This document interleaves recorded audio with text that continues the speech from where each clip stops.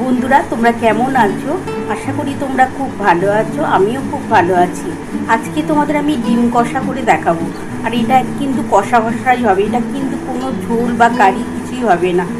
একটু শুকনো শুকনো করে আজকে ডিমের কষা করব।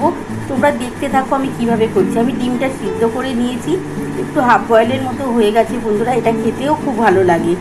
ডিমটা আমি সেদ্ধ করে নিয়েছি। দেখো বন্ধুরা, এর মধ্যে দেবো পেঁয়াজ, আদা, রসুন, টমেটো। এটা বেটে তো আমি কিন্তু পেঁয়াজটা কিন্তু ভাজবো, আর টমেটো, আদা আর রসুন আমি বেটে নেবো। আর নামাবার টাইমে ধনে পাতাটা দিয়ে নামাবো। চলো বন্ধুরা, মশলাটা বেটে নিই। আদা, রসুন আর টমেটো। বন্ধুরা দেখো, আমি কিন্তু এই ডিমের কষা বানাবো, তো তাই জন্যে শুধু ডিমের কষা, এটা কিন্তু আলু দিয়ে করছি না। এটার জন্যে মশলা কী নিয়েছি দেখে নাও। টমেটো, আদা, রসুন এটা আমি বেটে নেবো। আর পেঁয়াজ কিন্তু আমি ভাজবো, ভেজে করব। চলো বন্ধুরা, মশলাটা বেটে নিই, তারপর তোমাদের দেখাচ্ছি। বন্ধুরা দেখো, আমি কড়াটার মধ্যে অল্প করে একটু সর্ষের তেল দিয়ে দিয়েছি। তেলটা গরম হলে আমি প্রথমে পেঁয়াজটা ভেজে নেব। বন্ধুরা দেখো, আমি কড়ার মধ্যে তেলটা নিয়ে নিয়েছি। তেলটা গরম হওয়ার পর আমি ডিমগুলো হালকা করে ভেজে নেব। খুব বেশি কড়া ভাজবো না, আজকে হালকা করেই ভাজবো। তারপর আমি কিভাবে করছি তোমরা দেখতে থাকো। বন্ধুরা দেখো, আমি ডিমগুলোকে একটুখানি ছুরি দিয়ে হালকা করে কেটে কেটে নিচ্ছি। ডিমটা কিন্তু আমার হাফ বয়েলের মতো হয়েছে বন্ধুরা। খেতে কিন্তু এটাও খুব টেস্ট হয়। আর এই যে এর মধ্যে আমি দেখো নুন হলুদ দিয়ে দিয়েছি। এটা ভালো করে মাখিয়ে নিই। মাখিয়ে আমি হালকা করে ভাজবো, কিন্তু খুব বেশি ভাজবো না।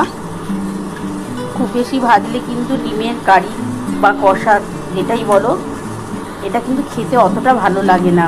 হালকা করে ভাজলে খেতে খুব ভালো লাগে। আর এই যে বন্ধুরা দেখো, আমি কিন্তু মশলা বেটে নিয়েছি। টমেটো, আদা, রসুন এটা আমি আজকে বেটেছি। আর একটু ঝাল লঙ্কা গুঁড়ো দিয়ে আজকে করবো। একটু ঝাল ঝাল করে খেতে ভালো লাগবে, তাই জন্য ঝাল লঙ্কার গুঁড়োই দেবো। চলো বন্ধুরা, রান্নাটা শুরু কর। বন্ধুরা দেখো, তেলটা গরম হয়ে গেছে, আমি ডিমগুলো দিয়ে দিচ্ছি। এটা কিন্তু একটু হালকা করে ভেজে নেবো, বেশি ভাজবো না। বন্ধুরা দেখো, আমার কিন্তু হালকাভাবে ভেজে নিয়েছি। এবার এটা তুলে নিই। তুলে নিয়ে রান্নাটা শুরু করছি। বন্ধুরা দেখো, আমার ডিমটা হালকা করে ভেজে তুলে নিয়েছি। এবার ওই তেলের মধ্যে আমি পেঁয়াজটা দিয়ে দিচ্ছি। দেখো বন্ধুরা, ওই তেল কিন্তু আমি আলাদা করে দিলাম না, এই তেলের মধ্যেই পেঁয়াজটা দিয়ে দিচ্ছি। আমি কিন্তু বড় বড় দুটো পেঁয়াজ কুটেছি। ডিম কষা করতে গেলে পেঁয়াজের পরিমাণটা একটু বেশি দিলে সেটা খেতে কিন্তু খুবই টেস্ট হয়।